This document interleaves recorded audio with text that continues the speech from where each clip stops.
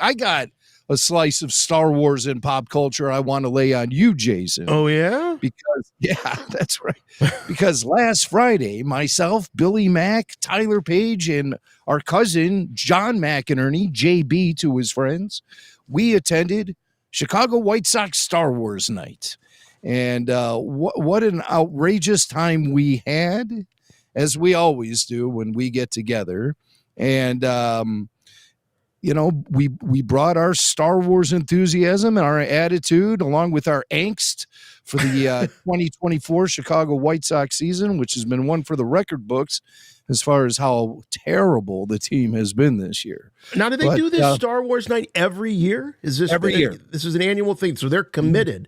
Yeah. They pop up, with different sports teams once in a while, but it seems like consistently you're doing this thing. The White Sox were one of the first adapters to the idea of Star Wars night. I think the first time it actually happened was in San Francisco at a Giants game, probably notable for the proximity to Lucasfilm in San Francisco at the Presidio Park, and the MLB team for San Francisco, the Giants. There's some synergy there. So once the Giants did it, the White Sox weren't far behind. And I've attended several of these, and they're always a good time. But even better when I'm with friends like Tyler and Billy and my cousin JB. So Tyler came through with the seats. He got us right behind home plate. Wow. What a guy. What a guy. And it was those are good, right? Those seats are good? Oh, those are great. All right. I'm not, I don't know baseball that well, but all right. So great seats we're talking. So great seats, the best you can ask for, really feeling like we're in the game, front row. And it was Star Wars night. So I shot some video and took some photos. And while our RFR All Access on Patreon audience will be able to watch the video, this is probably something that'll end up on YouTube as well. So we don't want to exclude all of our listening audience. But those members of RFR on Patreon who support Rebel Force Radio each month in the all access tier and higher, they get full video access each week. They get full show video, and this will definitely be part of that because it's part of the full show. So let's just go ahead and hit play, and I'll walk us through it. Of course, I will be very descriptive, so you can build a mental image in your head. We were there for Star Wars night.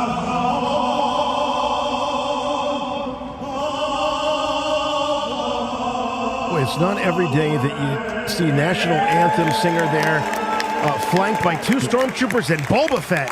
Boba Fett standing there on the field watching this guy sing the national anthem. But that's not all. Who else is there? Chewbacca the Wookiee. That's amazing. Out.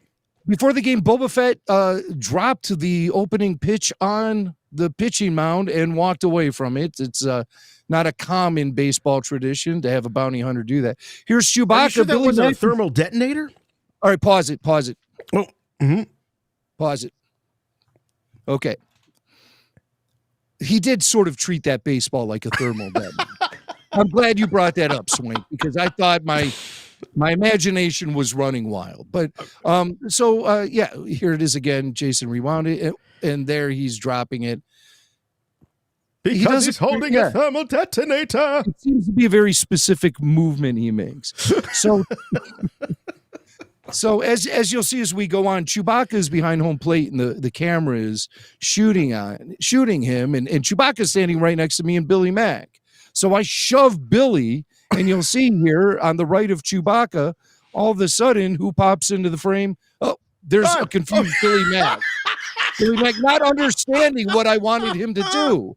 I said, look, there's the look frame. at it. Look, there's Billy. There's Billy. Yeah, there he is. There he is. I provided an even closer look at that. But yeah, so if Billy's going to be on camera with Chewie, I got to get in on action. Like, hey, thumbs up for Chewbacca. There's me and Chewie hanging out. White Sox mascot Southpaw was in the spirit wearing Yoda ears. That's not part of his I was going to ask you look. what the hell this thing is. So Southpaw doesn't normally have the ears? He doesn't normally have the ears. Okay. But don't ask me to explain to you what he is. If people in our listening audience might remember the old Hanna-Barbera show, The Banana Splits, Southpaw could definitely be one of the banana splits. He just has that weird, furry, muppety sort of look, but he's not an animal. You can't describe what he is. He's just like a monster, a baseball monster. Okay. And he doesn't typically have the Yoda ears. He is typically green, so it works for him to get into the spirit of Yoda. But this I think the ears really fit. Like if you'd have just shown me this, I'd assume the ears were always there. I think they should leave him in all the time and just change his name to like Southpaw Yoda or something like that. I like that. Southpaw Grogu, whatever you want to call him. So he was taking photos with the fans, wearing his Jedi robes, etc. Everyone loved that. And here's one of the techs giving instruction to Chewbacca for when he has his big moment. More on that later, but that'll be coming up in another clip. But who does he think he's talking to? Isn't Chewie's first rodeo? Right, exactly. And as you can see here, there is some, they had some fun on the scoreboard with Star Wars White Sox mashup where the players are going to just Oh, now that's cool. Here, I'll run this back. So we've got this this video that's playing on the scoreboard, and they're interspersing Star Wars and these clips. BB-8 running across there into the dugout. Players have lightsaber bats. Now listen closely to the commentary. This is better than The Last Jedi. There we go. Wait a minute. That was actual commentator clip. No, that was me. Okay. Now rewind this too, because this is the funny part we have to listen to. So you see the fans are getting in the spirit. A young lady had a baby Grogu doll. She's holding him up. Hey, listen. Grogu! Wait a minute. I yell, hey Grogu, and she gives me a look like I caught her with her hand in the cookie jar or something. And then watch what she does after this, after I call her out. She waves to me. A little Grogu wave there. As hand. Grogu. What's going on with this woman? Look, just rewind it. She looks. No, look at that face. She looks very unhappy. She looks very grumpy. I didn't. She's sending such mixed signals here. I know. All right, rewind it again. Let me see that part one more time. This is all happening so fast. But just listen closely when I yell, hey, Grogu, because I thought she would then hold him toward me, but she gives me a look. Hey, Grogu. She acts like she got busted. Oh, and then watch it one more time. Watch it one more time. Because then watch what she does. She makes Grogu wave at me. Watch. Yeah. Hey, Grogu. Oh, there's the angry look. Look, there's the wave. Oh, the wave man. is weird. All right, and if you rewind it, you'll see our friends Sean and Lisa. You know Sean from the Mando mashups. Oh, yeah. His goal at these things is always to get on the Jumbotron, and sure enough, there he is. Look, there we go.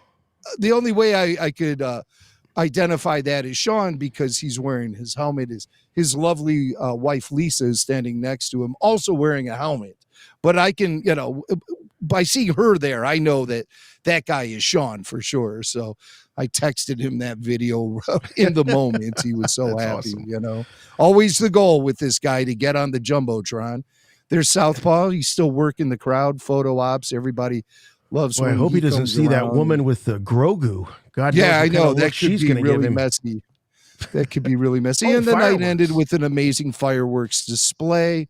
And the Sox they lost again, but we didn't care. We had a real good time. There's our crew: Tyler, JB, myself, and Billy Mack. Awesome. And it was just a great night. It's Star Wars night at the White Sox game at Sox Park on the south side. So cool. How much fun. That's great. So we always have a ball. Now, remember I showed you in the video montage there when that producer with the headset on and everything was talking to Chewbacca, giving him some instruction. Well, we found out what that was all about. Just right before the game. You want to go to a different video. Oh, okay. Go to the one that's labeled Chewbacca.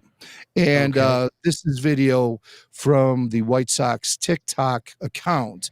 And this is what the guy was prepping our Chewbacca to do. Was at the beginning of the game, they usually have someone from the crowd say, play ball. And 9 times out of 10, it's a kid or whatever. But this time it was Chewbacca the Wookiee. So here's Chewbacca saying, play ball to start the beginning of the game.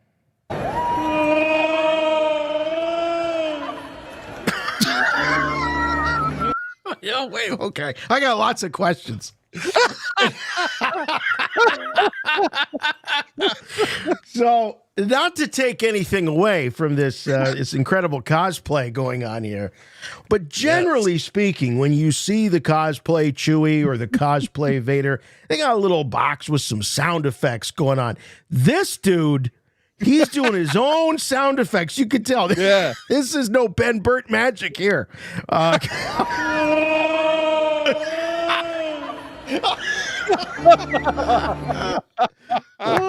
Chewie's in heat. So that's play ball in. I hear stray cats making that sound outside it in the middle of the night. Okay, so what is the Kashyyykian language? What is that? It's the Kashyyyk. I think we heard about it in the Acolyte because they said that they talk about the tongue. Most of the Padawans prefer to learn Kashyyyk. Kashyyykies. What is the Wookiee language? I don't know. Kashyyyki sounds like a pastry treat from Hostess. Kashyyykies. Or a breakfast cereal. Part of this nutritious breakfast. Oh, you put milk on them.